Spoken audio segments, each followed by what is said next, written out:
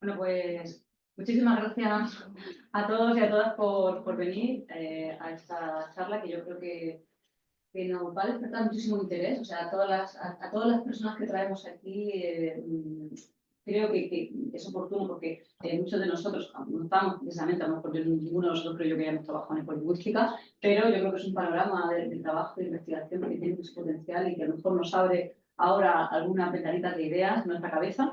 Y nada, quiero darle en primer lugar las gracias a Diego Forte, que bueno, pues ha cruzado un océano para venir hasta aquí. Viene de Argentina y bueno, tengo aquí una breve nota, una biodata que me ha pasado, que me la ha pasado por un mensaje de WhatsApp, pero es que yo me resisto a sacarme el móvil y empezar a leer. O sea, yo me lo he escrito con puño y letra porque es que me gusta a mí lo de llevar el cuadernillo y sana lógica de vez en cuando. Entonces, bueno, deciros que Diego Forte es licenciado en Letras por la Universidad de Buenos Aires y doctor por la Universidad de El Salvador. Y que, bueno, pues que él ha estado trabajando en la Biblioteca Nacional Argentina como investigador y, bueno, nos quería contar muchísimo de esa maravillosa biblioteca y que actualmente, bueno, pues, su campo de trabajo se centra en la semiótica, en el análisis multimodal, y bueno, como se dice en la variante argentina español, dicta, no dicta, nosotros impartimos cursos en dos universidades, la Universidad de El Salvador en grado y en el caso de posgrado, pues también imparte en La Serena, que es una universidad de Chile. El título de su conferencia es altamente sugerente: Ecología, crisis climática y discurso, la ecolingüística como herramienta crítica. Creo, o sea, me parece que estamos ante un problema muy grave como especie que tenemos todos. El cambio climático pues, es algo que nos afecta, a pesar de que las noticias estén en otras cosas y parecen restar de importancia. Y bueno, me parece muy oportuno que se ha reflexionado. Me parece muy oportuno que desde el punto de vista de la lingüística, que siempre se nos acusa, ¿no?, de ser estudiantes teóricos, estar en nuestros mundos de digital, hacer nuestras teorías sintácticas y no prestarle atención a la realidad, pues creo que resulta oportuno traer a investigadores de la carrera de Diego Forte que nos explican qué podemos hacer con el discurso y la crítica que tenemos ante estos problemas que ya no sé qué sean sociales, que son planetarios. Te agradecemos que tu presencia esta tarde. Me ha dicho que quiere hacerlo así, por lo cual yo también estoy aquí, como se dice, parada, ¿no? Parada. Y nada, yo te agradezco tu presencia. Yo creo que después, personalmente, ¿cuándo vas a repartir? Sí, una hora, de 45 minutos. 45 minutos, una hora, y bueno, yo me gustaría que os esperáis hasta el final, porque supongo que habrá un debate interesante y que podemos participar todos. Y nada, sin más dilación, ya te dejo que los ilustres, ¿vale? Muchas gracias, Sonia, por tan amable presentación. Espero estar a la altura de las circunstancias. Y gracias, Sonia y Pedro, por la invitación. Y por supuesto, mil gracias a todos ustedes por el interés, por estar aquí hoy. Y pues las gracias y las excusas. El clima estaba bastante más fresco en Buenos Aires cuando partí para aquí y el cambio no me ha sentado nada bien. Así que me verán tomar agua, sonarme la nariz y estoy lidiando con esto. Breve ajuste todavía. Así que me excuso por eso. Bueno, en principio... Mi intención hoy es hacer una presentación teórica que quizás en algún punto no vaya a ir demasiado profundamente en cuanto a análisis o no vaya a ejemplificar demasiado un análisis particular de un caso en cuanto a ecolingüística, pero sí me interesaba, sobre todo como Sonia mencionaba, la ecolingüística quizás no es una rama de la lingüística que esté ampliamente difundida, y menos en español. Quizás porque todos los que estamos involucrados en la ecolingüística como disciplina, como subdisciplina, somos en algún punto parias en nuestras propias universidades, entonces tendemos a juntarnos en otros lugares del mundo y no seremos más de 300 trabajando en esto, pero entonces de alguna forma el inglés se ha convertido en una lengua, como en todo, la lengua vehicular para este tipo de cosas, pero justamente no tanto porque la mayor parte de los investigadores trabajan en inglés, porque de hecho no lo hacen, sino porque es la única forma de que todos podamos hablar mínimamente de lo mismo. Los grupos más grandes en ecolingüística, por ejemplo, están trabajando en Brasil y en China. Son a priori los lugares donde uno no pensaría que esto está pasando.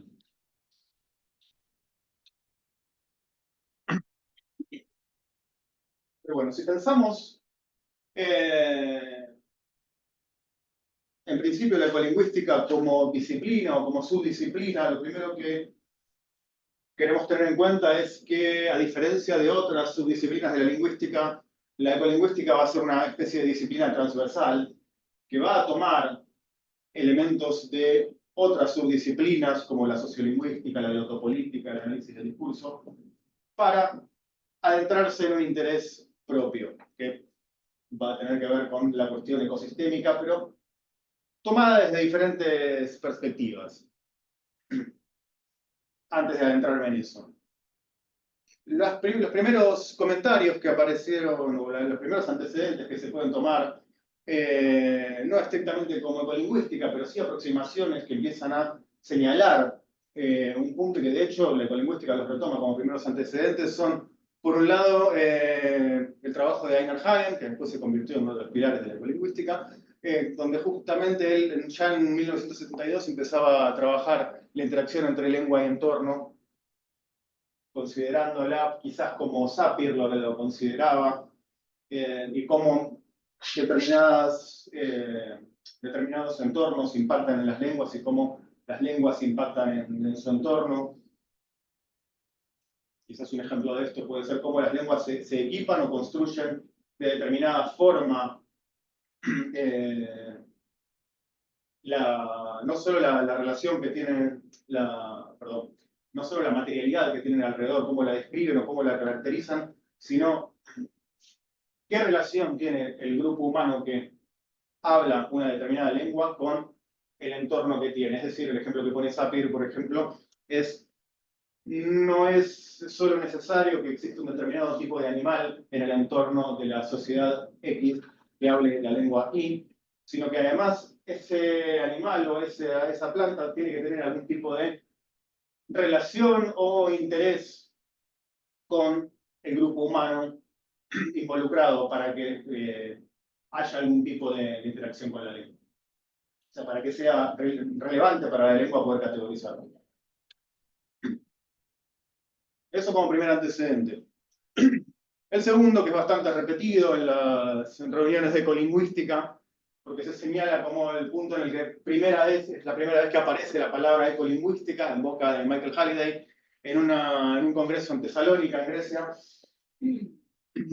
hablando de los usos lingüísticos y el entorno, y cómo, ya tomando un poco más la hipótesis de Sapir-Whorf de una forma un poco más concreta, que Halliday lo que mencionaba era que justamente nuestros usos lingüísticos tienen un impacto en nuestro entorno.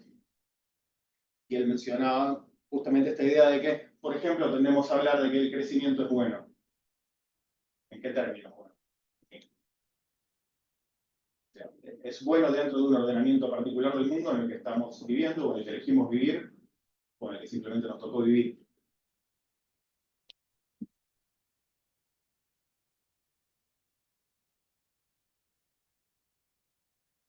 Pero la ecolingüística como disciplina en sí tiene un crecimiento fuerte durante los primeros 2000. En ese momento se crean los primeros grupos que terminan convirtiéndose para el año 2015 en lo que hoy es la Asociación Internacional de Ecolingüística, o International Ecolinguistic Association, donde se le empieza a dar un poco más de forma al asunto, y de hecho la mayor parte de los investigadores que trabajan en el área hoy estamos asociados o tenemos algún tipo de involucramiento con las actividades que desarrolla la asociación. Y en ese contexto, democráticamente la asociación convino no solo a desarrollar una constitución, que todos los que participamos hemos colaborado a desarrollar y hemos votado, sino que además una definición del objeto de estudio también de construir. Y esa definición es la que en la propia página de la asociación figura de esta forma. La ecolingüística explora el papel del lenguaje en las interacciones sustentables de humanos con otras especies y el medio ambiente físico.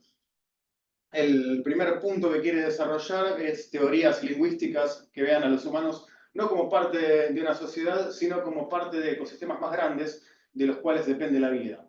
Y el segundo punto al que le interesa la ecolingüística es evidenciar cómo la lingüística puede ser usada para abordar cuestiones ecológicas puntuales, que van desde el cambio climático hasta la pérdida de biodiversidad y la justicia medioambiental, que es otra cuestión que también está abordando bastante la ecolingüística en estos días.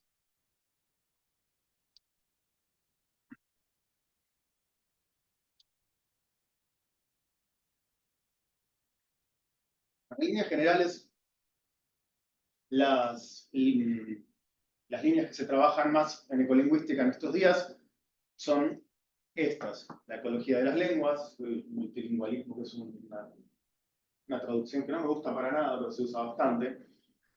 La ecología y evolución lingüística, la diversidad biológica y lingüística y el análisis del discurso con perspectiva ecológica. En general, si nos ponemos a mirar simplemente en un primer vistazo estas categorías, lo que encontramos es que la mayor parte de este trabajo lo ha hecho la biotopolítica, la sociolingüística y el análisis del discurso. Ahora, ¿por qué? ¿Cuál es la particularidad de la ecolingüística para abordar estas cosas?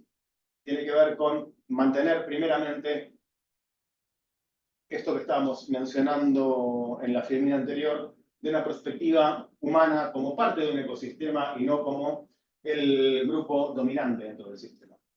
No siempre se logra, y de hecho muchos de los trabajos a veces que encontramos no logran mantener esa perspectiva de parte del ecosistema, pero bueno, es una de las luchas que todavía tenemos intradisciplina. Yo particularmente trabajo desde la perspectiva del análisis del discurso. De hecho, mi formación y todo mi trabajo anterior provenía del análisis crítico del discurso, entonces mi aproximación va a venir de eso.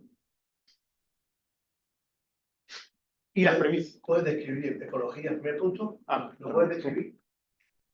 ¿Ecología de la lengua? Ecología de las lenguas es un poco lo que describí recién yo, en la cuestión de que trabaja Einar Hagen en base a Sapir, esta idea de cómo las lenguas se relacionan con su entorno y cómo el grupo humano que las habla se relaciona con el entorno a partir de las lenguas, y realmente cómo las lenguas sirven para clasificar y crear relaciones con el entorno.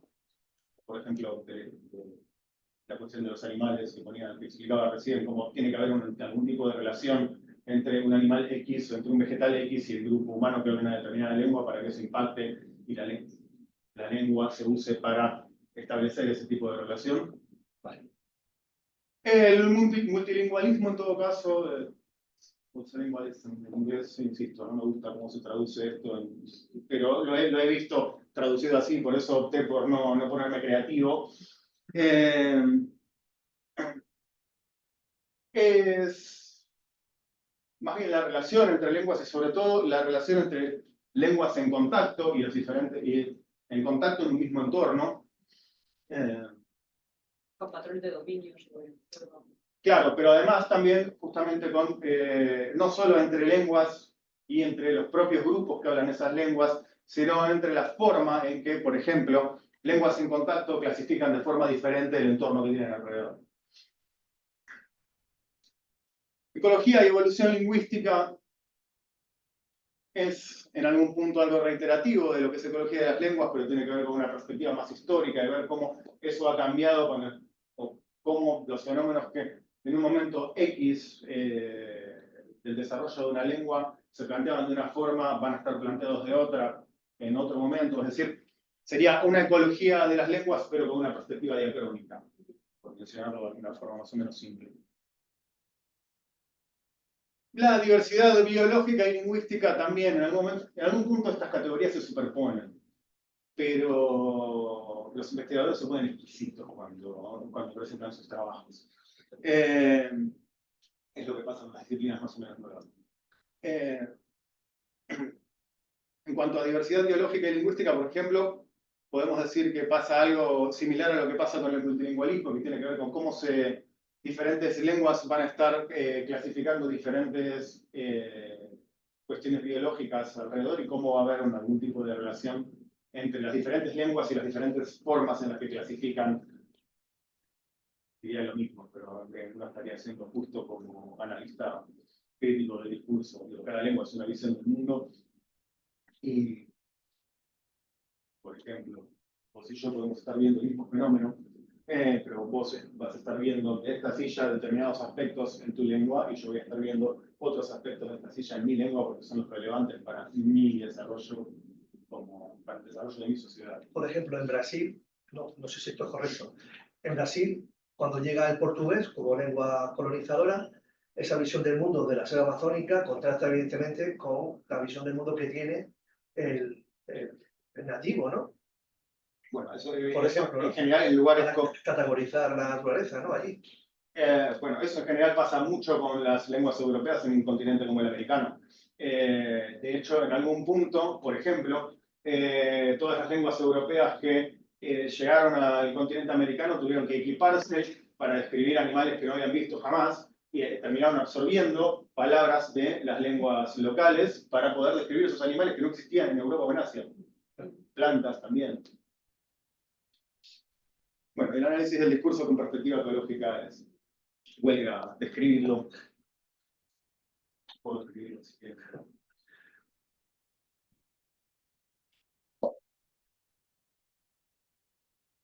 Entonces, como yo trabajo particularmente análisis crítico del discurso con perspectiva ecológica, las premisas básicas que a mí me interesa tener en cuenta a la hora de realizar mi análisis tienen que ver con cómo el lenguaje construye categorías, puse también historias y discursos, ahora voy a explicar esto en breve, cómo dentro de esas categorías, una que ya entrando por ahí en problemáticas que tienen más que ver con lo que se discute hoy, o lo que está en la agenda pública hoy, como por ejemplo ecología no es lo mismo que ambientalismo, y finalmente cómo a esta diferencia entre ecologismo y ambientalismo se le van a cruzar transversalmente líneas como ciencia, industria, desarrollo.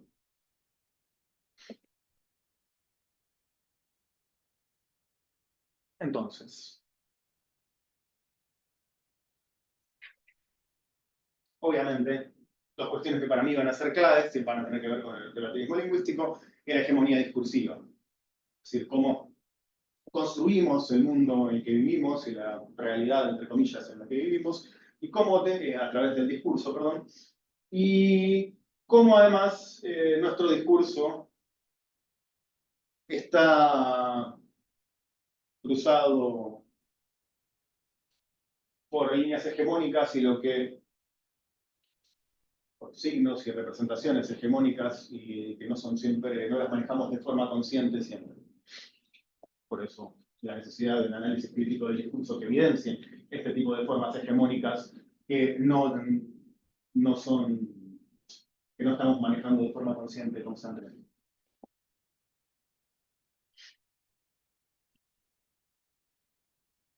El lenguaje no es simplemente un dispositivo para describir la experiencia, sino un marco que la define, moldea la manera en que pensamos y determina qué podemos pensar.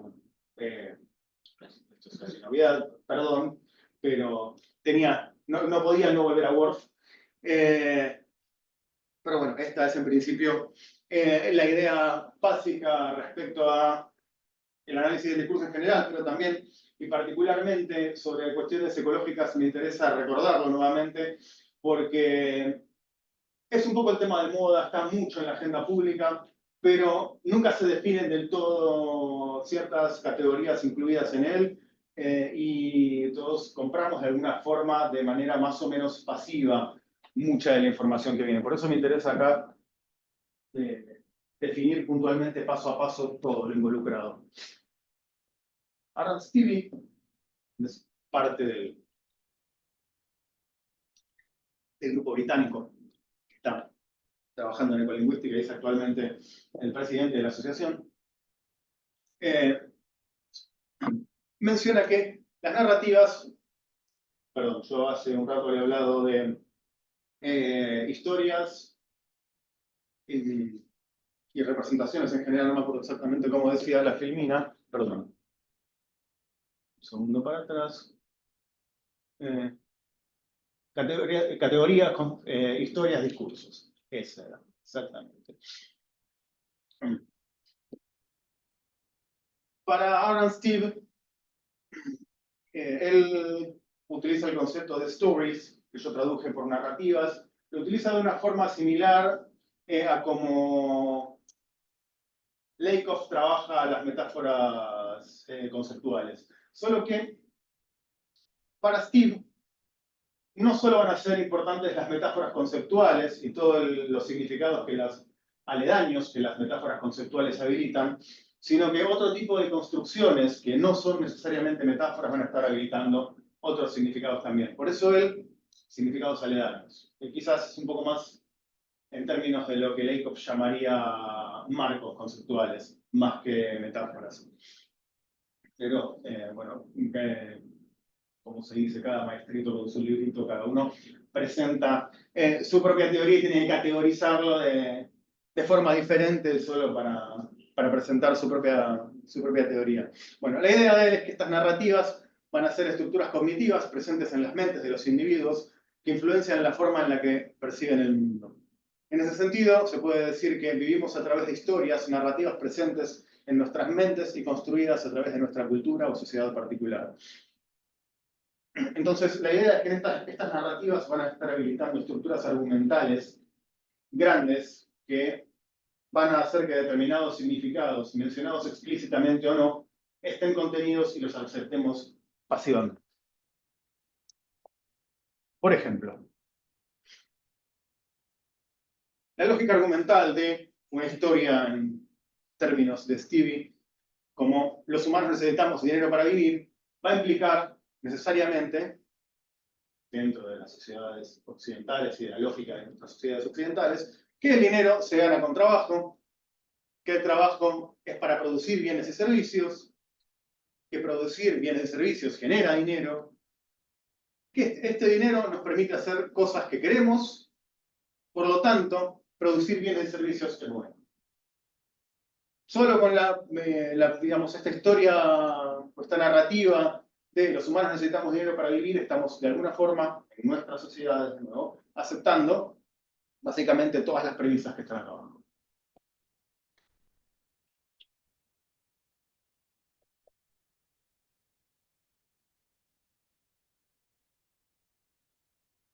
¿Qué pasa entonces? Stevie habla de grupos sociales que comparten estas narrativas. Tenemos un grupo social X que justamente comparte esta narrativa, por ejemplo, de los humanos necesitan dinero para vivir. Y hay esta narrativa de algunas se va a manifestar en discursos particulares, por ejemplo, los de economía, diferentes tipos de economía, particularmente capitalista y sobre todo neoliberal, perdón, gracias. Es el cambio de clima, mi adaptación todavía. Ese discurso neoliberal va a tener un impacto en el mundo y es que efectivamente va a provocar que trabajemos para tener dinero y vivamos para gastar ese dinero pensando que justamente ese dinero es para comprar cosas que queremos o que necesitamos. Entonces tenemos las ideas compartidas por un grupo, el discurso generado a partir de esas ideas y un impacto en el mundo de esos discursos y esas ideas.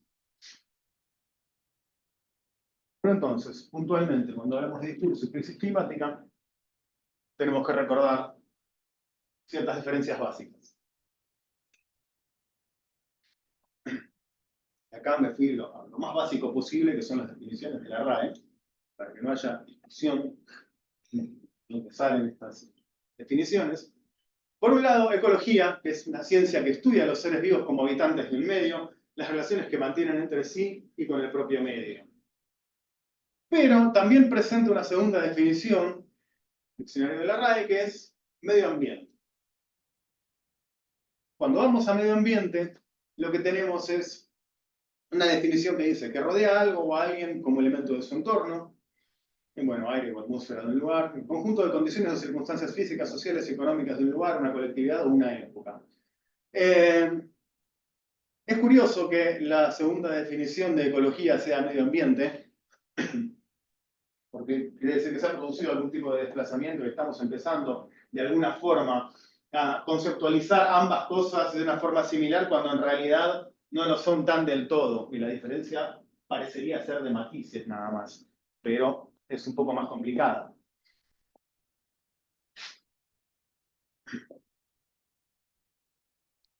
Estos son dos investigadores argentinos, Greco y Crespo, de hecho no tienen nada que ver con el análisis del discurso, son biólogos y trabajan en la Facultad de Ciencias Exactas de la Universidad de Buenos Aires, pero hicieron una investigación bastante importante de la relación que Occidente ha establecido con la naturaleza. El libro se llama justamente Nunca fuimos ambientalistas.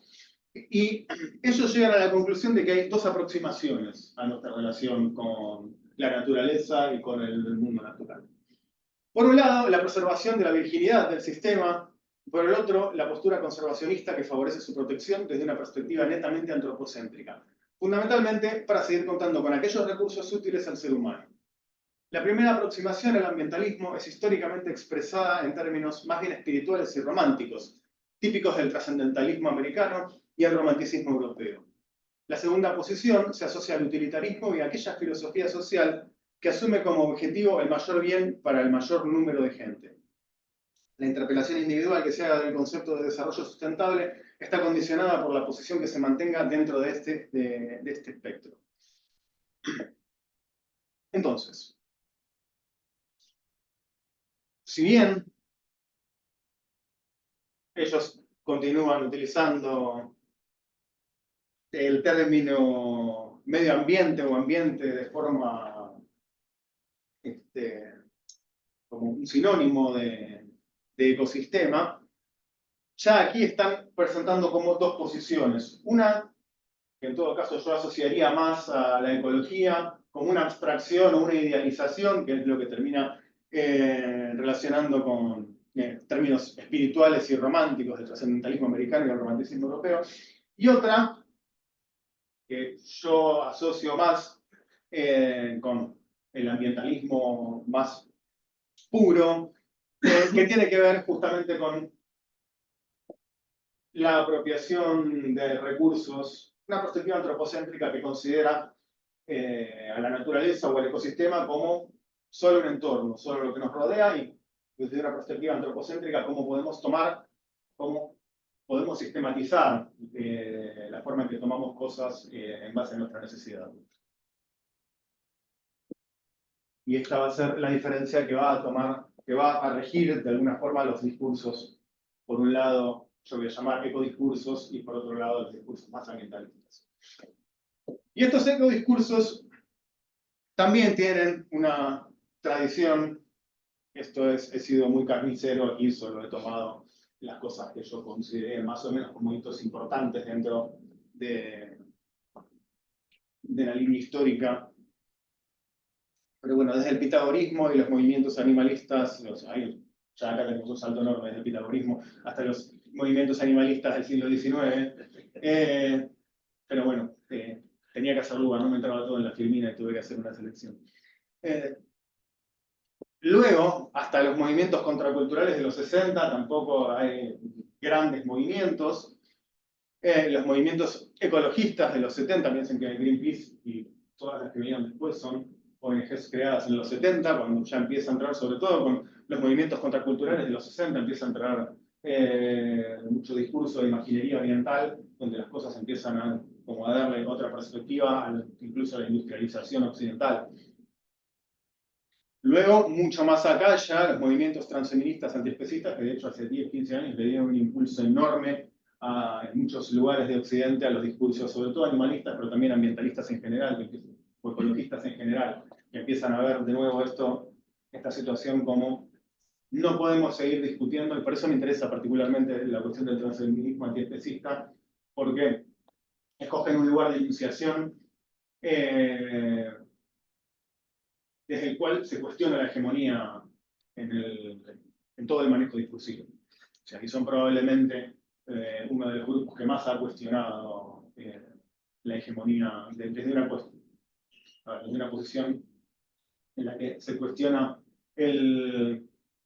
la hegemonía patriarcal, también se cuestiona todo lo que hay alrededor, incluyendo la forma de tratar al medio ambiente, los animales, la industrialización, y han sido probablemente uno de los movimientos más estructurales en cuanto a sus críticas. Pero también algo que ha hecho que probablemente, al menos en renombre, también estos discursos crezcan en algún punto, han sido activistas individuales como Greta Thunberg, que por ejemplo puso al menos en cada televisión y en cada pantalla del mundo por 10 minutos la discusión de qué estamos haciendo. Y de hecho, Greta Thunberg estaba sosteniendo una de las posiciones más duras, no era para nada ambientalista y para nada una persona que solo hablara de cuestiones de recursos, sino justamente de reconfigurar nuestro lugar como humanos en el ecosistema en el que vivimos.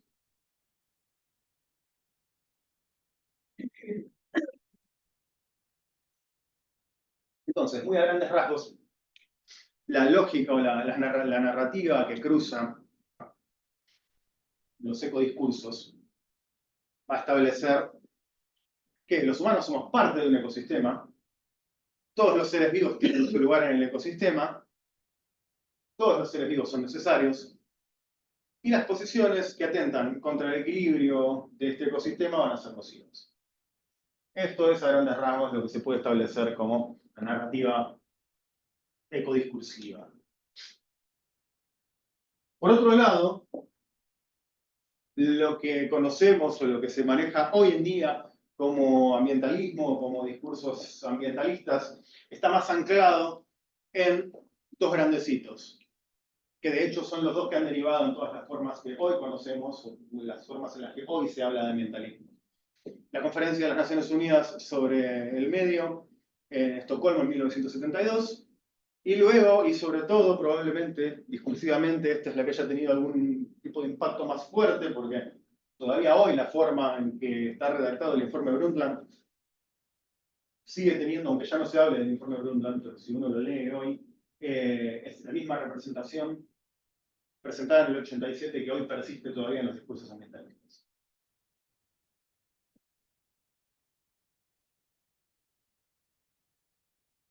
Y la narrativa que subyace a los discursos ambientalistas es que los humanos dominamos el mundo, la naturaleza es un recurso, los humanos necesitamos recursos para vivir, estos recursos son limitados, tenemos que cuidar nuestro entorno para que los recursos no se agoten, pero a la vez no podemos dejar de utilizar elementos de nuestro entorno para vivir. Si lo pensamos fríamente, estas cosas probablemente nos las enseñan exactamente así desde la escuela primaria. Cuando somos pequeños y nos hablan de recursos renovables, recursos no renovables, en ningún momento se nos lleva a cuestionar, bueno, pero esto no es un recurso en realidad, nosotros hablamos de recursos porque lo estamos pensando desde nuestro propio interés como especie, pero las plantas, o sobre todo los otros animales, tenían intereses propios. A nosotros nunca nos importaron, porque somos la especie dominante.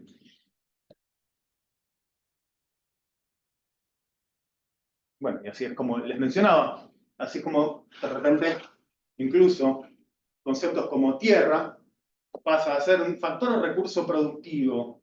Y no solo este tipo de definiciones no solo se dan en la escuela primaria, sino que los vamos a ver en manuales de agricultura e incluso en políticas públicas destinadas a a la agricultura o a la alimentación, todo va a ser considerado de esta forma un recurso y va a estar planteado en esos términos.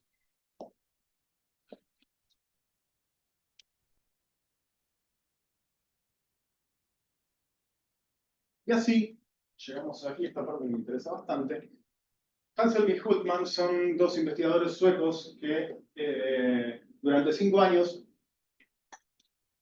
analizaron la prensa sueca e hicieron un raconto de todos los artículos y todo lo que se hablaba sobre ambientalismo y ecología, y se pusieron a analizarlos a efectos de ver si podían clasificar la forma en que la prensa estaba hablando de ecología. Ellos partieron en realidad de la idea de que Suecia se jactaba de ser de ser de avanzada en cuestiones ambientales y ecológicas, y ellos querían ver si esto era efectivamente así, o por lo menos ese fue el inicio de su investigación. Y ellos llegaron después del análisis a clasificar 4 formas de hablar del medio ambiente o la cuestión ambiental, llamaron 4 tipos de discurso, con diferente grado de éxito. Por un lado, lo que ellos llaman fatalismo industrialista, que es la idea de que si nuestro desarrollo industrial nos trajo hasta aquí, va a ser nuestro propio desarrollo científico e industrial el que nos saque de aquí, entonces no cambiemos nada, sigamos trabajando así y la solución aparecerá a partir del propio desarrollo que logremos. Luego, ellos establecen la existencia de un keynesianismo verde que va un poco en la misma línea, pero plantea que para que las ideas verdes, entre comillas, triunfen, hay que generar una demanda de ideas verdes. Entonces, mientras no generemos la demanda no va a pasar nada, pero tendamos a generar una demanda de eso, a ver si logramos que la gente termine de alguna forma comprando un poco más de esas ideas que las ideas que planteaba el fatalismo industrialista. Después ellos clasifican un ecosocialismo que tiene un poco que ver con lo que veníamos hablando de Greta Thunberg y los ecodiscursos, esta idea de que en todo caso sí somos parte de un ecosistema y por ende hay que rechazar el industrialismo a menos que sea acotado, pequeño y que se trabaje de forma independiente. Y finalmente un escepticismo climático que su mayor exponente ha sido Donald Trump en los últimos años. Por supuesto, el actual presidente de Argentina también tiene esta posición. Sí, ustedes. Sí, sí. Todos los que siguen a Trump de alguna forma terminan diciendo esta estupidez.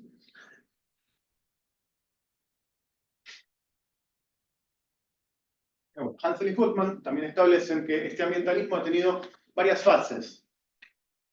Primero, un despertar político que es básicamente el periodo inmediatamente posterior a la publicación del informe Brundtland.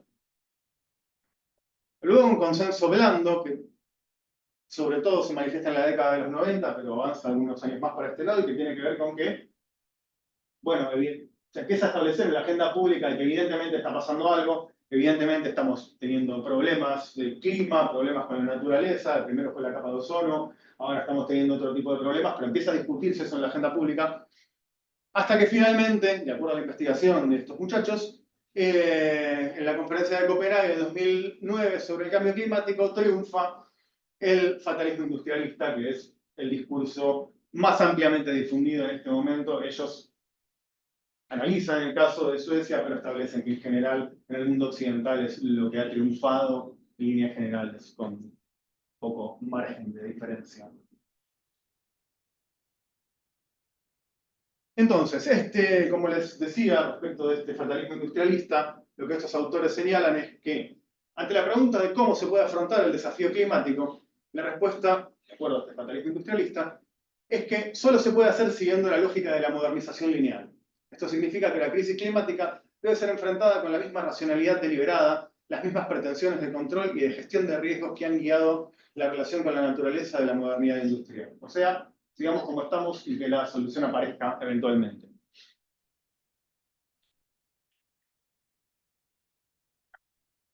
Y este fatalismo industrialista, de forma similar al ambientalismo que les planteaba hace un rato, va a tener una narrativa que va a señalar cosas como esta. Va a implicar un desarrollo industrial a cualquier precio, una incentivación del consumo, termina generando cosas como este ambientalismo web o greenwashing, cual ahora vamos a ver algunos ejemplos. Y esto es importante. Va a poner a los individuos como responsables y no a las industrias o a los gobiernos. Es decir, un ejemplo común de esto es, por ejemplo, no he visto un solo país en el mundo occidental en el que no le digan a uno como individuo, cuidemos el agua. Cerrar la canilla, bañate 10 minutos, no gastes agua de más. Ahora, tampoco he visto, al menos que sean públicas, políticas públicas destinadas a que las grandes industrias gasten mucha menos agua de las que gastan, contaminen mucho menos de lo que contaminan, por lo menos en términos de agua. Entonces, eso es una transferencia de la responsabilidad a través del discurso a los individuos. Y esto lo compramos, porque justamente dentro de las narrativas occidentales, una de las categorías implicadas es que el triunfo o el desarrollo personal es importante. Ahora voy a ir a eso. Les decía que el informe Brundtland fue importante en cuanto a categorías que marcaron en su momento la forma en la que hoy seguimos hablando de esto. Miren esto. Debe ser el segundo párrafo del informe. Nuestro informe, nuestro futuro común, no es la predicción de una decadencia del medio ambiente, de una pobreza y de una penuria cada vez mayores en un mundo siempre contaminado en medio de recursos en continua disminución. Vemos, por el contrario, la posibilidad de una nueva era de crecimiento económico que ha de fundarse en políticas que sostengan y amplíen la base de recursos del medio ambiente. Y creemos que ese crecimiento es absolutamente indispensable para aliviar la gran pobreza que sigue acentuándose en buena parte del mundo en desarrollo. Estamos hablando de 1987. Y esta situación no solo no mejoró, sino que es exactamente lo que iba a pasar y terminó pasando. Entonces, bueno, claramente había algo que no estaba del todo bien orientado con este tipo de discursos.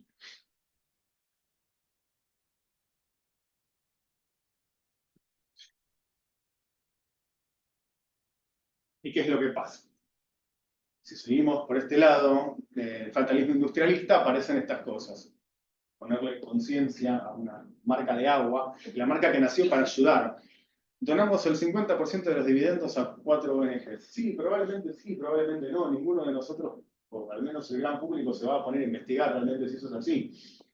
O sea, quizás haya algún puñado de personas interesadas, pero mientras tanto nos llenan de publicidad así para que compremos tranquilamente, y esto es comprar con conciencia. Y al comprarle a alguien que te dice que efectivamente, sí, yo uso plástico reciclado, tomo los dividendos, hago lo que puedo por el medio ambiente, pero es incomprobable.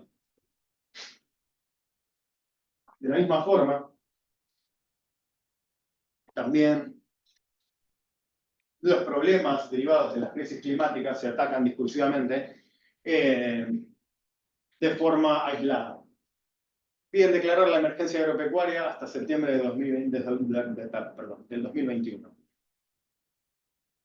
La emergencia agropecuaria es por una sequía y se está pensando solo en la emergencia agropecuaria cuando se trata de animales de producción, se piensa en emergencia forestal cuando se prende fuego un bosque, pero rara vez se toman acciones colectivas encarando esto como problemáticas antropocéntricas derivadas de un cambio climático que estamos provocando nosotros justamente.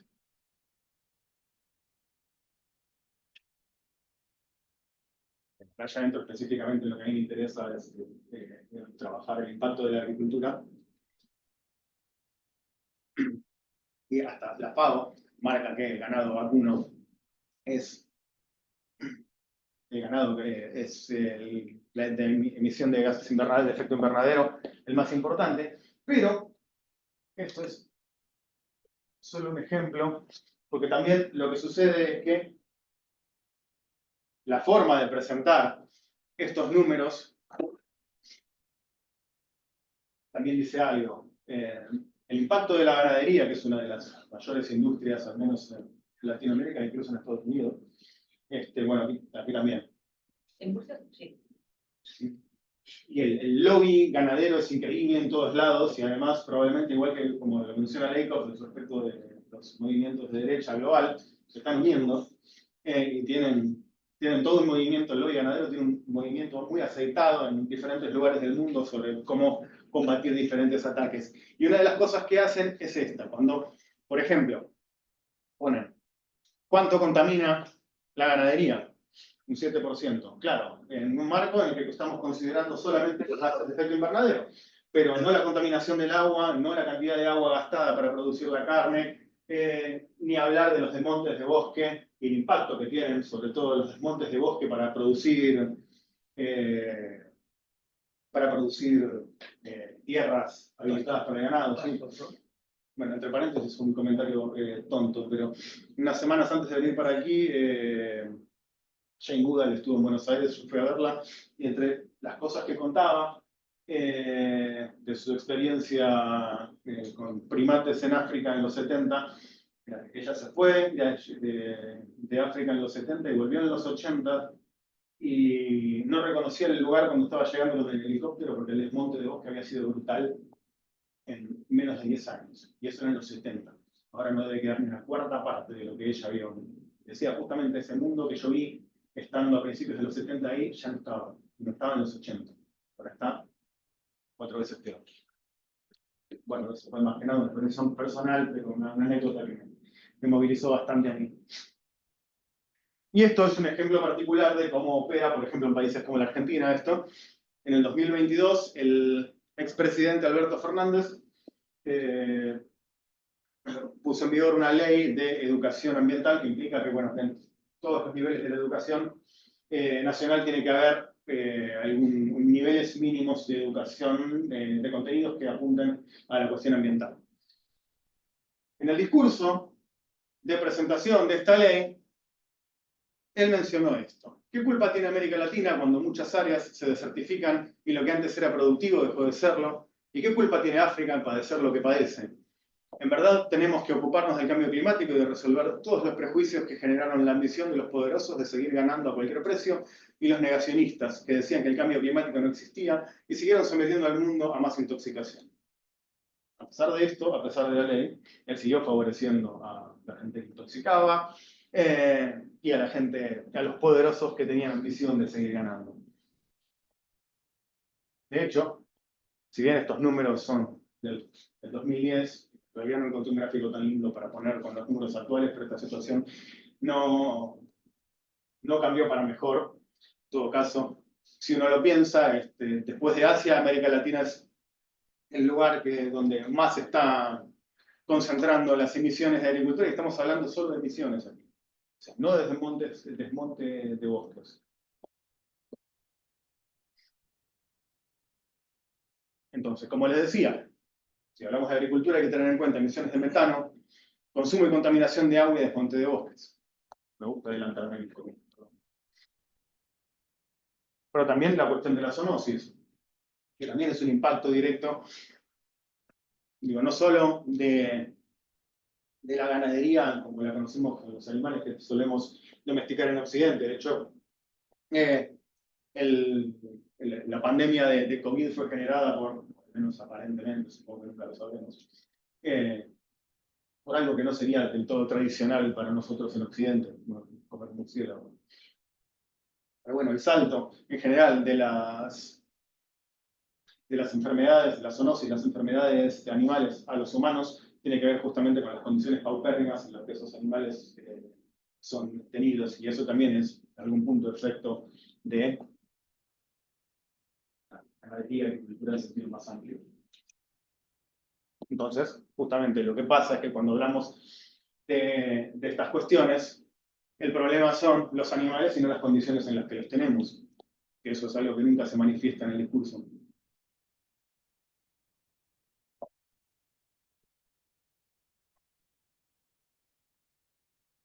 Y sin embargo, como estos son los investigadores argentinos también, ya analistas del discurso, el modelo alimentario a gran escala tiene enormes impactos sobre nuestra salud y sobre la vida de los animales.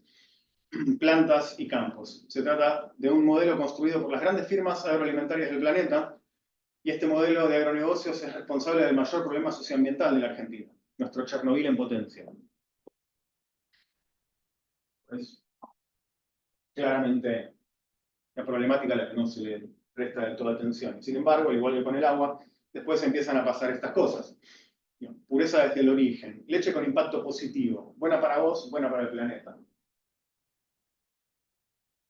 Tengo mis dudas de absolutamente todo, pero de cualquier forma, uno, por ejemplo, cognitivamente ve la imagen de las tres chicas acariciando una vaquita simpática, pero lo que nunca se muestran son otras cosas. Por ejemplo, incluso cuando muestran fotos de tambos o cómo se trabaja con animales de verdad, las fotos están cuidadas, todo bastante, un ambiente bastante limpio, pero nunca llegamos a ver este tipo de imágenes o este tipo de imágenes, que son lo que realmente pasa. Esto, salvo que uno vaya a medios especializados que nunca tienen tampoco gran difusión, ningún medio de comunicación mainstream va a estar mostrando este tipo de cosas.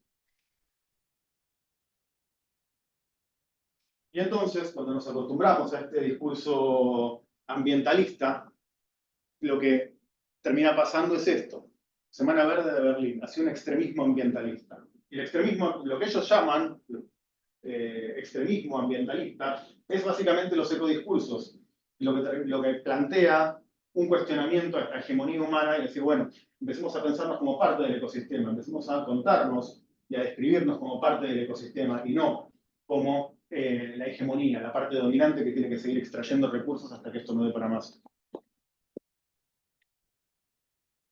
Incluso Justin Trudeau, el primer ministro de Canadá, que subió al poder hace ya varios años con un discurso ecologista bastante fuerte, lo primero que hizo una vez que llegó al poder fue decir que la solución para la lucha contra el cambio climático no es una cuestión de blanco o negro.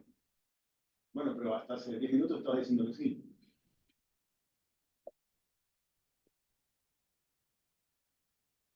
Y si volvemos a pegarle a los suecos hoy, ya que estamos. Un Consejo de Políticas Climáticas de Suecia dice que Suecia va a tener cero emisiones de gas de efecto invernadero para el 2045. Bueno, crucemos los dedos, todos estemos aquí para el 2045. Son siempre discusiones de metas inalcanzables.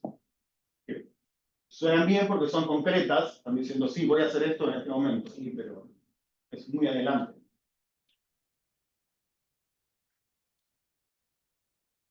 Aun cuando se sigue pensando y se sigue hablando, incluso la ONU, bueno, la FAO sigue señalando que el mundo está ardiendo, y se siguen encendiendo alertas por el cambio climático, pero las discusiones siempre terminan rondando lo mismo. Bueno, voy lo más rápido posible, así ya termino. Perdón, me extendí más de lo que esperaba. Bueno, rápidamente, Mary Midley es otra investigadora británica que, de forma similar a Steve, ella en vez de hablar de narrativas o historias, habla de mitos que nos atraviesan y mitos a través de los que vivimos y que marcan la forma en que vivimos. Y para ella los más importantes son la idea de progreso, la idea de individualismo, de ciencia omnipotente, de libertad comercial, de que la vida es una competencia y la naturaleza es una máquina. Y esto tiene implicancias que impactan con la forma que vemos justamente más cercana al fatalismo industrialista, este tipo de discursos, y que todos aceptamos en Occidente normalmente como que no hay progreso sin esfuerzo, y que para la competencia es el círculo virtuoso de la competencia, que la competencia es buena para llegar al éxito personal. El éxito personal es una carrera y uno tiene que esforzarse. Y estas cosas nos atraviesan constantemente. Lo mismo que la idea de que la ciencia nos va a sacar, como decía el fatalismo industrialista, nos va a sacar de alguna forma de este problema. Pero la ciencia y la tecnología pueden ser vistas, perdón, como una solución en esos términos, como les plantea el fatalismo industrialista, pero también pueden ser vistas como un factor contaminante o un factor problemático. ¿Ves? La ciencia es la mejor aliada contra la lucha contra la contaminación. No hay no hay futuro sin ciencia. La ciencia es la solución al COVID y al cáncer. Pero eso también es ciencia.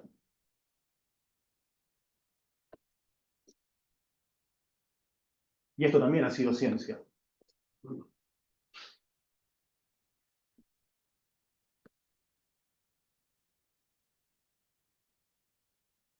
Sí.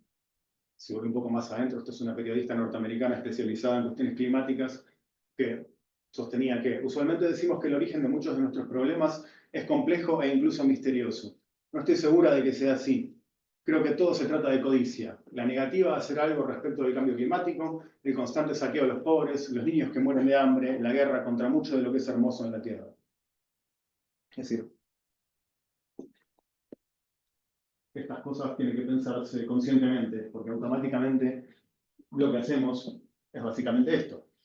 Tenemos una historia compartida por un grupo de que los animales y las plantas son menos importantes que los humanos. El lenguaje que utiliza ese grupo va a decir que los elementos estructurales de un ecosistema son conjuntos de recursos que están a nuestro servicio como humanos. Y de esta forma y a través de este discurso lo que hacemos es elegir no ver otro montón de cosas que tenemos alrededor. Y justamente las que son problemáticas. Bueno, rápidamente este antropocentrismo también tiene raíces clásicas desde Aristóteles y el cristianismo. El mecanismo cartesiano y la industrialización, eso es más sencillo de ver que en el caso de los ecodiscursos que por ahí no están tan difundidos los antecedentes. Pero, y con esto ya empiezo a terminar, las orientaciones críticas vienen, como había mencionado antes, del lado de la escuela pitagórica. El budismo, que en realidad debería ponerlo más abajo porque en Occidente no entra hasta los años 60, pero sí perspectivas filosóficas, sobre todo como la de Bentham, más que la de Locke y Schopenhauer, y el ecologismo del siglo XX.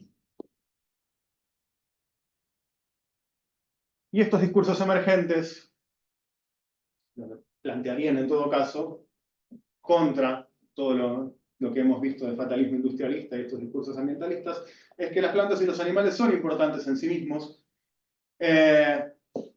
Aquí este lenguaje usado por este grupo, esto fue sacado justamente de un texto colombiano: si nosotros la maltratamos, la madre tierra llora, se cansa. Muchas de estas perspectivas en ecolingüística han decidido tomar, han empezado a buscar discursos alternos a los discursos capitalistas en, sobre todo, discursos de pueblos originarios americanos o incluso australianos, y cómo se referían ellos a su propia relación con la naturaleza. Yo no estoy del todo seguro de que eso sea prudente, sobre todo porque me parece bien en principio, pero tengo la cita de Levi Strauss en la cabeza diciendo que la única razón por la que esos pueblos no se volvieron destructivos para con su propio ecosistema es porque no alcanzaron un nivel de explosión tan grande como el que probablemente alcanzó una civilización occidental, y que de haberlo hecho hubieran hecho lo mismo. Pero en principio me parece interesante que esos discursos sean tomados en este tipo de contextos. Por ejemplo, la idea del Aishu, que es algo que hasta hace algunos años vicepresidente de Bolivia había propuesto recuperar, que es una especie de trabajo en comunidad, en comunidades pequeñas, especializadas, cada una en lo suyo, y cada uno proveería a las demás comunidades de su propia producción, y que a la vez estaban obligadas a devolver tanto como tomaban del entorno en el que estaban trabajando. Una especie de acuerdo equitativo tanto intrasociedad humana como con el ecosistema en el que están habitando. Y ahora sí, les juro que esto termina ya aquí. Pero también existen discursos más mainstream, más conocidos para Occidente en algún punto y a niveles más grandes, cómo desde las ideas que salen de novelas como las de Jack London, The Call of the Wild y White Fang, plantean ya de por sí una relación diferente con el entorno y los animales. Oki hace una película muy interesante que hace varios años está en Netflix, desde hace varios años está en Netflix y fue en su momento un éxito, y que planteaba justamente el problema de la industrialización de animales a partir de un animal ficticio, escapando de un matadero y de toda una línea de producción, pero que hacía que uno se enamorara de ese animal ficticio y empezara a, de alguna forma, al simpatizar, ver exactamente qué implicaba toda esa vida en industrialización y esa muerte programada dentro de esa lógica. Mi vecino Totoro, a pesar de ser una película japonesa, ha tenido muchísimo éxito también en diferentes países y muestra justamente toda una relación muy diferente. Pero bueno, y así podría estar con unos cuantos más. Conspiracy, esta es una gran película que de hecho ya está en YouTube y se las recomiendo. Muestra justamente cómo funciona y todo lo que implica la producción ganadera en Estados Unidos. La película fue hecha por un muchacho que se consideraba ecologista y empezó a hacer todo lo que las políticas ecologistas decían que tenía que hacer y empezó a rasgar cada vez más y darse cuenta de que en realidad nada de lo que estaba haciendo servía para mucho, y terminó haciendo un documental infiltrándose en la industria y mostrando cómo la propia industria hablaba de sus producciones y cómo los gobiernos también hablaban de esas producciones y cuánto se perdía en el medio. Entonces, la idea es que lo que nunca terminamos de ver es que lo que es válido para nosotros como especie es válido para muchas otras especies con las que convivimos, pero que dentro de los discursos y las narrativas en las que vivimos no nos da lugar a percibir esto. Y finalmente, muy someramente, que ya los dejo en paz porque no quiero que me odien, la idea es que, por un lado, tenemos un discurso ambiental que termina siendo antropocéntrico, industrial y capitalista, y del otro lado un discurso ecológico que no ha terminado en todo caso, de triunfar como sería interesante que triunfe, pero que termina siendo más conservacionista y sistémico. Y eso es todo. Muchísimas gracias por su atención.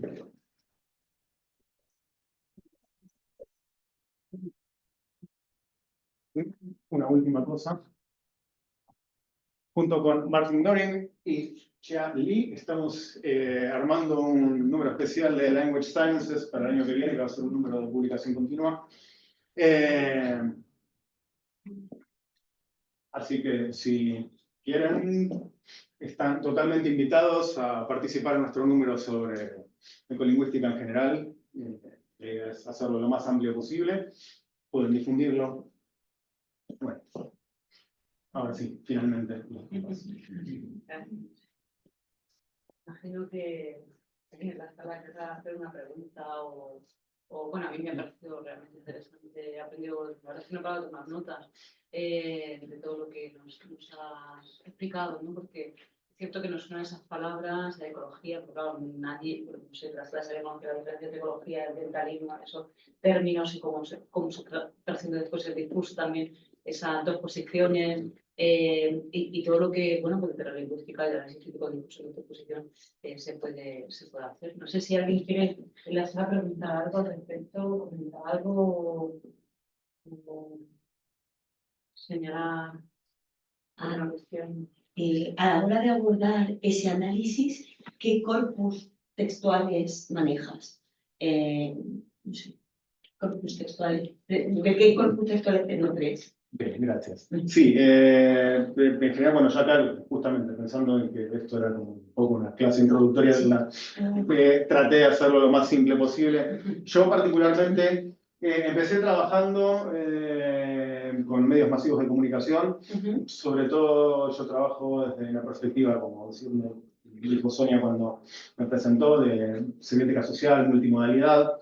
Entonces he trabajado mucho con material audiovisual, sobre todo con programas de noticieros Por ejemplo, en algún momento, de hecho, para la tesis de doctorado, lo que trabajé, lo que utilicé como corpus fue la cobertura de un conflicto en una planta de pollos y cómo en algún punto el conflicto social opacaba la idea, en el medio del conflicto con los trabajadores por un sueldo, quedaron aves atrapadas dentro de la planta que jamás fueron a buscar hasta que 5 ONGs forzaron la puerta y fueron con camiones a sacarlas y a lo que habían encontrado un desastre.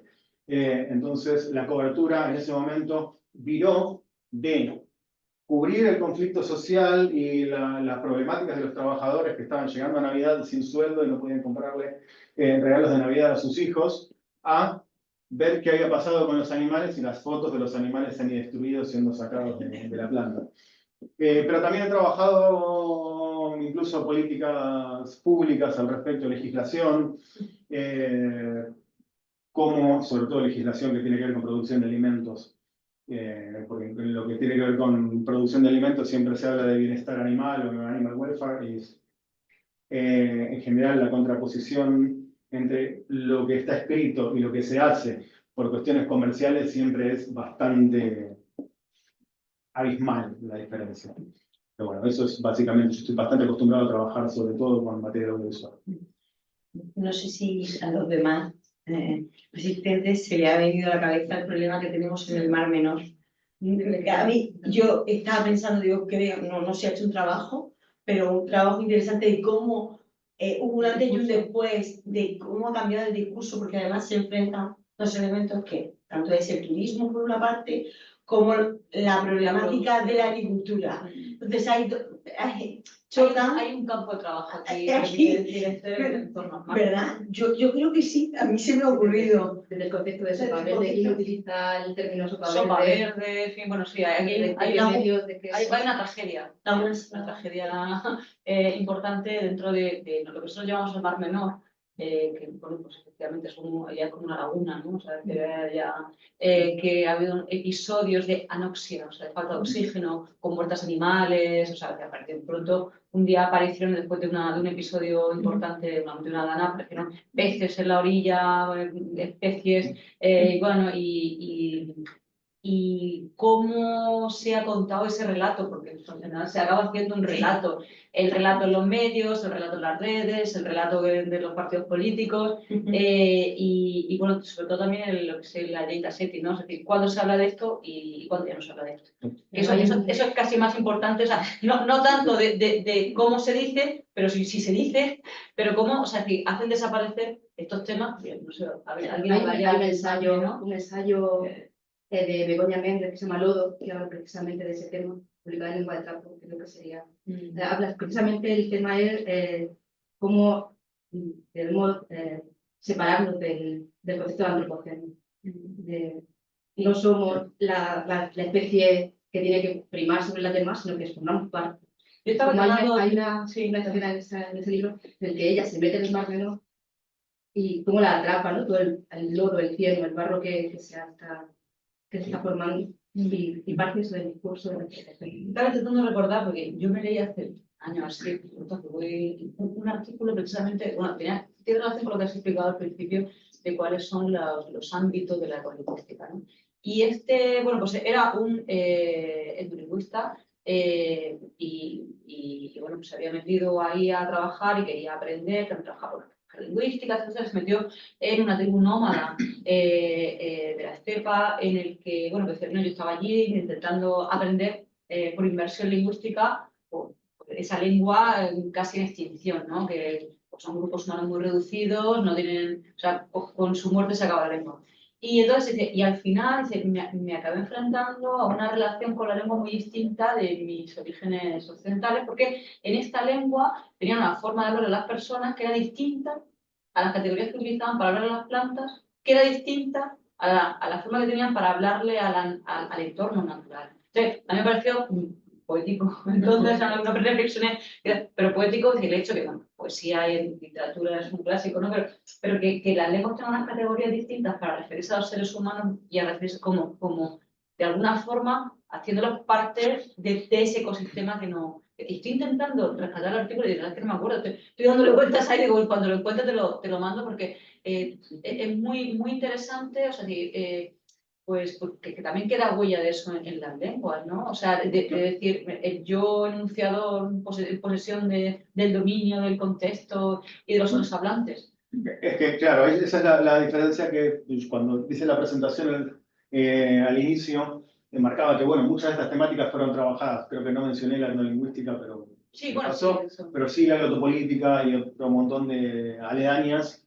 Pero la diferencia particular, en todo caso, la perspectiva que toma la ecolingüística, por eso yo la describí como una disciplina transversal, es tratar de no sacar el pie del eje ecosistémico, es decir, somos parte de un ecosistema y no somos justamente la categoría dominante. Yo soy el investigador occidental que viene a mirar esto desde arriba y ver, bueno, a ver cómo está operando, porque en todo caso en muchos de esos contextos opera un doble factor colonial, por decirlo, o colonizador, por decirlo de alguna forma.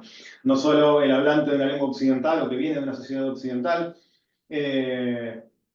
perdón, al revés, no solo la cuestión de la lengua, sino además de las diferentes lenguas, sino que uno viene ya con todos sus prejuicios de occidental a ver esto de otra forma y decir, no, bueno, yo voy a imponer categorías de leer esto.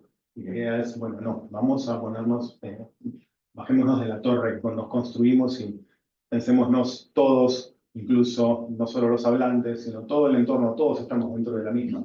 Entonces tratemos de describirlo como si fuéramos parte integrante y no la Pero parte. es una torre dificilísimo de lograr, ¿no? O sea, que alcancemos en el ser humano esa sensibilidad necesaria para tener ese contacto y esa armonía con el medio ambiente, los animales, con el sistema, es dificilísimo.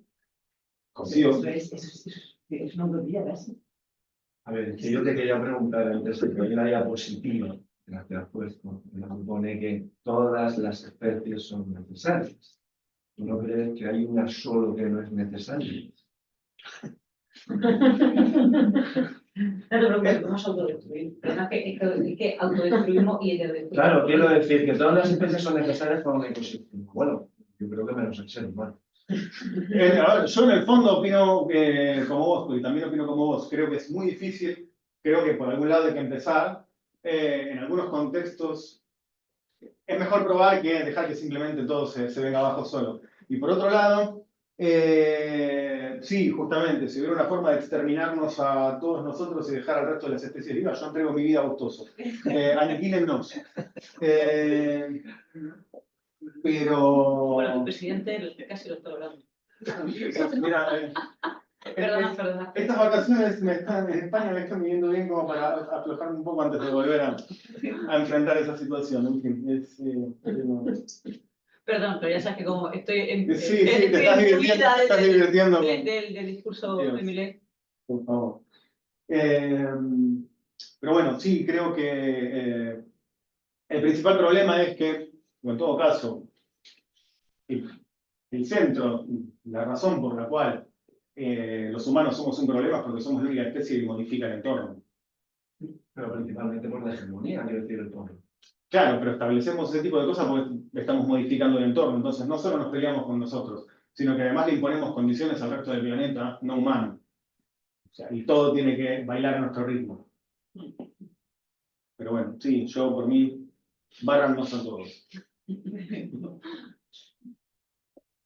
Hay un documental, estás viendo en Filmi, que si no lo habéis visto, yo lo recomiendo, dura 25 minutos, pero yo creo que son los 25 minutos más terribles que he visto nunca. Se llama, no sé cómo se dice, es Haul, es H-A-U-L-U-T, y es una cosa que parece muy sencilla, y es un puesto de vigilancia en Siberia, en el que se ven las migraciones de leones marinos y en 25 minutos te narra la tragedia del cambio climático. O sea, pero es que además lo sientes, lo vives, o sea, porque es un personaje ahí puesto en un punto de la península de Kamchatka ahí perdido, y de pronto, o sea, es que no lo quiero contar, luego lo veráis. Está el film, si tenéis film, se llama, se llevó el Oscar al mejor documental, no se llevó el Oscar, fue nominado al mejor Oscar, al mejor documental en 2023, y se llama así, How Loud. Yo creo que todos los años va en la misma época a ver la migración. Sí, y se va todos los años, y te empieza a hacer un de lo que va pasando, pero además que no queda escrito porque la experiencia es, No lo he visto. ¿sabes? O sea, como muy, no sé, o sea, decir, o sea, a veces que no hace falta tampoco un discurso verbal, que decir, viendo eso, o sea, es como un puñetazo en el cerebro, ¿no? Interesante, lo voy a decir. De hecho, por ejemplo, el otro día en la plataforma archive.org encontré unos documentales viejos, eran filmaciones muy malas, bueno, de la época, de los años 30, de bandadas de pájaros en el medio de ciudades grandes, y las bandadas de pájaros eran gigantescas. Y cuando uno empieza a buscar información sobre eso, de los años 70 para este lado, esas bandadas se fueron reduciendo cada vez más. Y por eso, cuando uno veía esa filmación, la cantidad de pájaros que sobrevolaban una ciudad como Nueva York o Londres son pájaros que uno jamás volvió a ver tantos pájaros juntos sobrevolando una ciudad. O sea, nuestro impacto es grande en muchos aspectos, y muchos aspectos que no terminamos de ver. Yo te quería hacer solo una pregunta, volviendo a la lingüística, ¿vale? ¿A ti no te da la impresión, si tú estás estudiando este tema, yo no tengo ni idea, pero a ti no te da la impresión, y creo que es, por lo menos yo tengo esa impresión, ¿vale?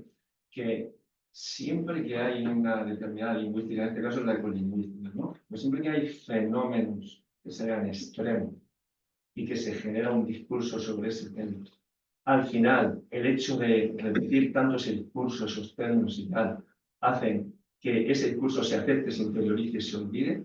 Por ejemplo, el discurso bélico, el discurso de la ecología, el discurso de la tecnología. Es decir, que como especie, al principio, esa lingüística nos llama la atención, pero luego la asimilamos como discurso y ya no nos moja, ya no nos contamina. Ahí tendría que separar dos cuestiones. Sí, en principio creo que existe un poco ese efecto, pero por un lado eso es justamente efecto de la puesta en circulación de los significados. En todo caso, sobre todo en la era en la que vivimos, si uno lo piensa hace 100 años, era mucho más complicado obtener información sobre muchas cosas, y hace 200 ni hablar. Hoy, con un celular, en 2 minutos podemos enterarnos de qué pasa del otro lado, o al menos de lo que los medios masivos de comunicación dicen que pasa del otro lado, claro, exactamente.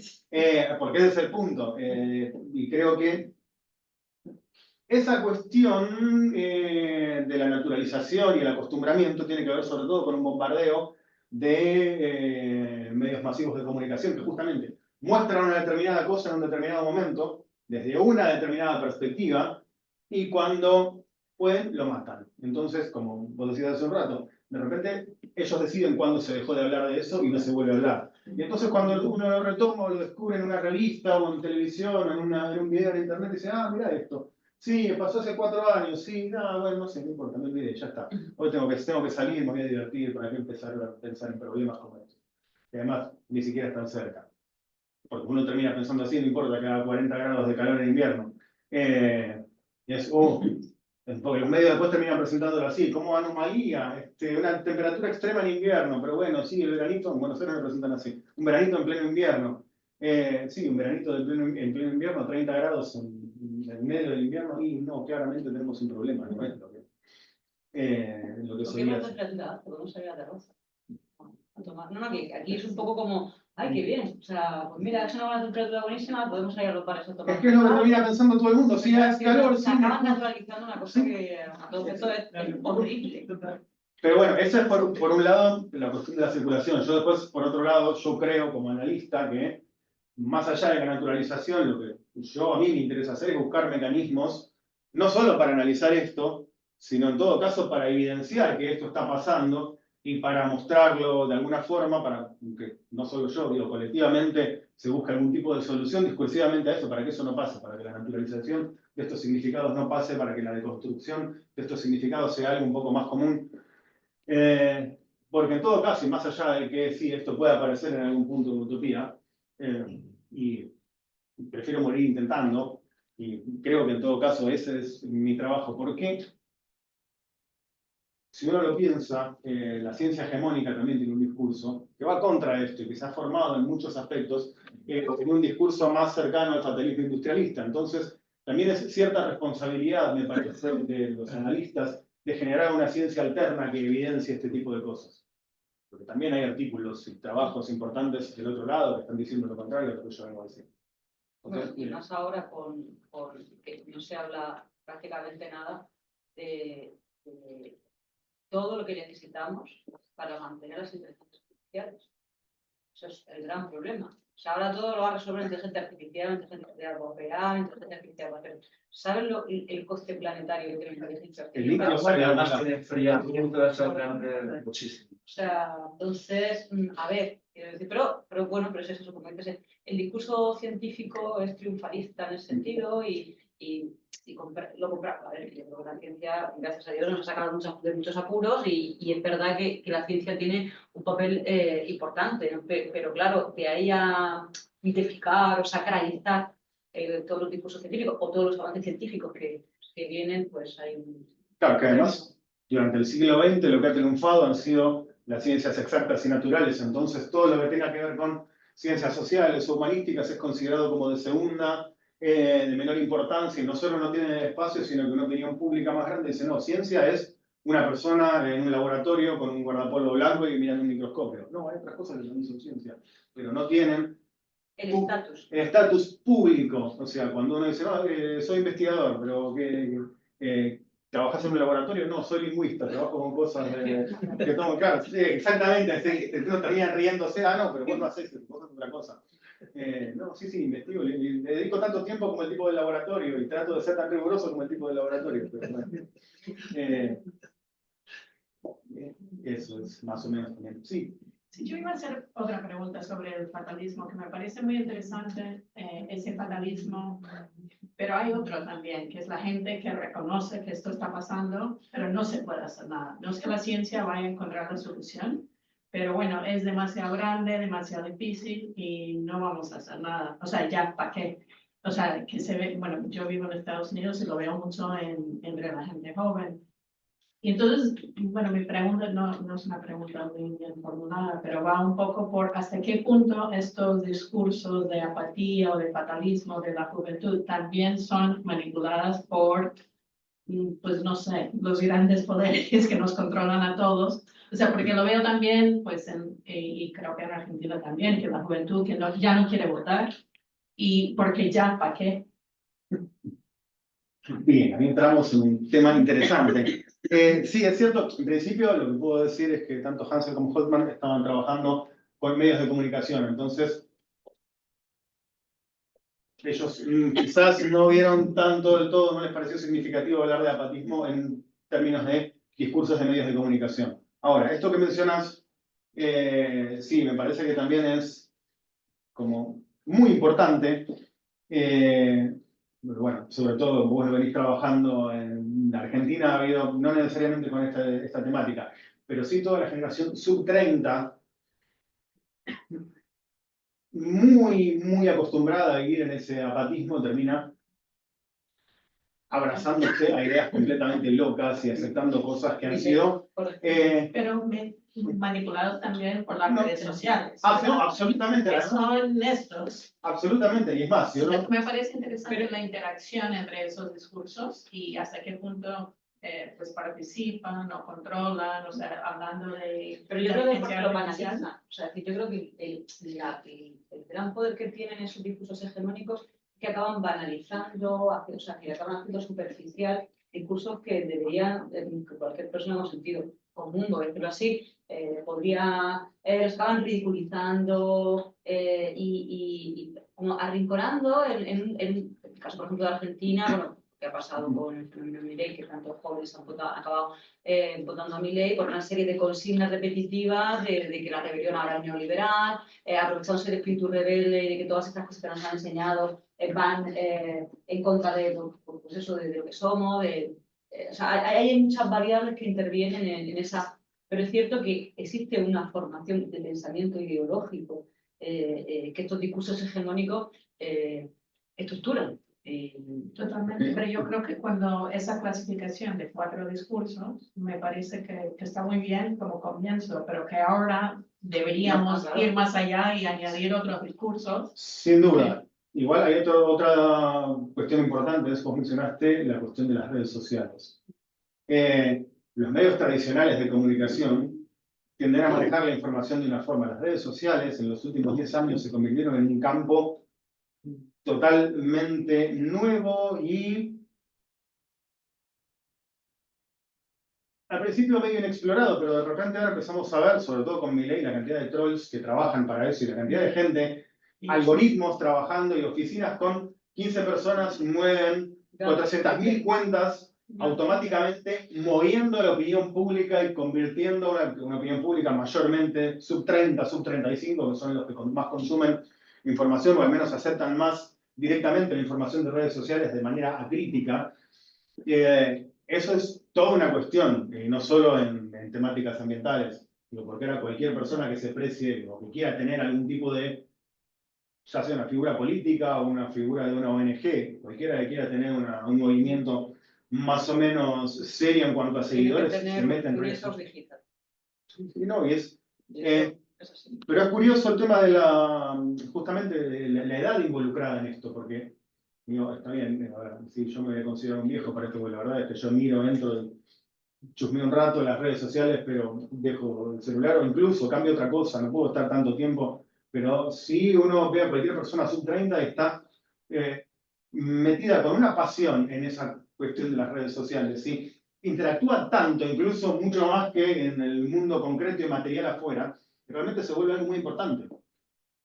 Sí, porque es verdad que, y además, o sea, que esto lo hemos estudiado, porque hemos estudiado mucho la audiencia, las redes sociales, es un caladero en el que el discurso hegemónico es precisamente pues el discurso de ultraderecha, el negacionista, o sea, es decir, ¿por qué? Precisamente porque, como señala él, al final se han dado cuenta que esto es un vehículo que les puede servir a ellos, donde pasan, o sea, los pasa con más facilidad, la desinformación pasa con facilidad, todo, o sea, no hay control sobre lo que se dice, cómo se dice, quién lo dice. En el caso de Twitter es evidente ya, o sea, cuando ya lo cogió Elon Musk, que se ha convertido pues, en lo que es, ¿no? Y por eso yo decía que ellos son más rápidos, porque ahora mismo dominan, o sea, es decir, medios por el cual la gente que está sub 30 o sub 20, aquí es lo que se refleja, es decir, Claro, el ecoscepticismo es como lo llamaste, ¿no? Sí. Pero lo que estoy diciendo es que hay otros discursos que solo aparecen ahí, o que aparecen más. O sea, que me parece que por un lado los trolls y todo eso son los mismos discursos sin filtro, ¿no? O sea, sí. Pero es que también hay otros discursos. Claro, lo que pasa es que el escepticismo de la juventud, en todo caso, primero a mí me parece que también viene de décadas de ser bombardeados, bueno, quizás no ellos décadas, pero llegamos a un punto en el que probablemente los últimos 30 años, tanto en lo que tenga que ver con ecología como con política, y esto creo que me parece que es un fenómeno en todo Occidente, que los sistemas políticos están desgastados, que para qué le voy a creer a los políticos, para qué voy a votar, si igual no va a pasar nada, y voto a esto o voto a aquel, es lo mismo. Han crecido, siendo jóvenes, pero han crecido con esa idea que nosotros ya teníamos encima. Entonces, ni siquiera llegaron a probarla, porque ellos justamente la aceptaron de manera acrítica porque estaba codificada en los discursos que consumieron durante toda su vida. Entonces, terminaron aceptando eso, sin investigar, sin pensar, y me parece que termina pasando lo mismo con los discursos ecológicos, y así es como, bueno, listo, no importa, vayamos. Pero el tema con discursos ecológicos, yo creo que ni Hansel ni Hullman incluyeron ese tipo de cosas, porque ellos están trabajando en todo caso con, como te decía, con medios de comunicación, y los medios de comunicación, sí, pero además, claro, primero tradicionales, pero además los medios de comunicación siempre tratan de llevarte, no tanto para la apatía, sino tiene que llevar agua para su molino. Entonces está bien, si no estás de acuerdo con aquella posición y esta tampoco te parece buena, yo te presento una nueva. Y vamos por este lado, que así es como termina ganando gente como Milei. Vamos por la nueva. Que la nueva probablemente sea una vieja y maquillada, como dice la canción de The Who. Conoce a tu nuevo jefe, es exactamente el mismo que el anterior.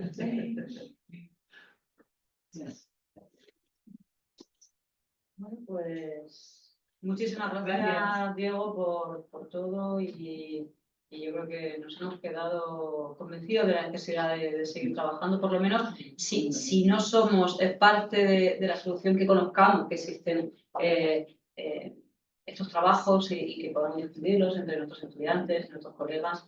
Me parece que hemos sido un aspecto de tu conferencia de hoy y nada, por la parte de la Universidad de Murcia, de nuestro equipo de investigación, ojalá puedas volver otra vez. Yo encantado. Te invitaremos en un momento. Bueno, lo que pasa es que, claro, quién iba a decir que el 3 de octubre hace 32 grados, pero bueno, creo que nos vamos a tener que ir acostumbrando desgraciadamente. Sí, va a ser La próxima vez, a lo mejor en enero, podemos evitarte esto. Bueno, nada, muchas gracias a todos y por supuesto gracias a ustedes, a la universidad, a vos, Sonia, al mismo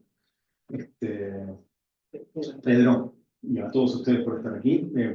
Para mí ha sido un placer y volveré las veces que me invitan. Así que muchas gracias.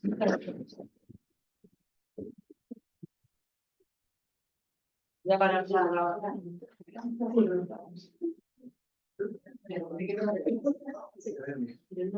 Pero bueno. Muy interesante. Sí, pero yo tampoco que no ir demasiado adentro. La